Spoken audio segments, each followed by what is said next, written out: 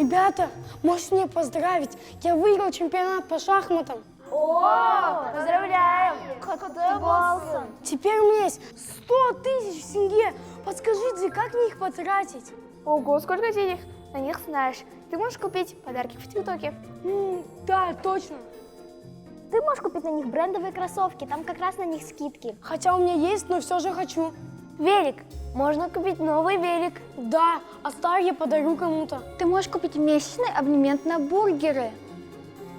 Жанна, ты же у нас типа ладишь с деньгами. Что ты скажешь? Надо составить план.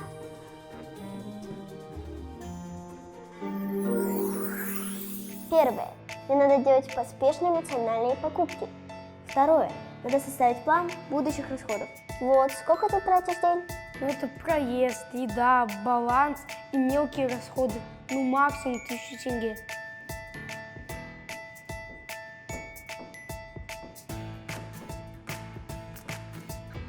В месяц 30 тысяч.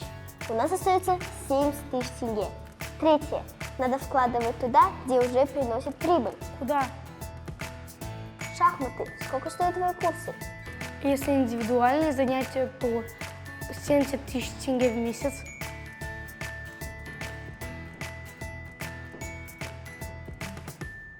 Так у меня же ничего не осталось. Зато мы тебя сделали на месяц финансово обеспеченным и независимым.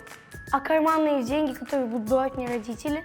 Это последнее правило. С каждого заработка надо откладывать. Я понял, с каждого заработка я буду откладывать и копить. Потом на эти деньги можно делать эмоциональные покупки.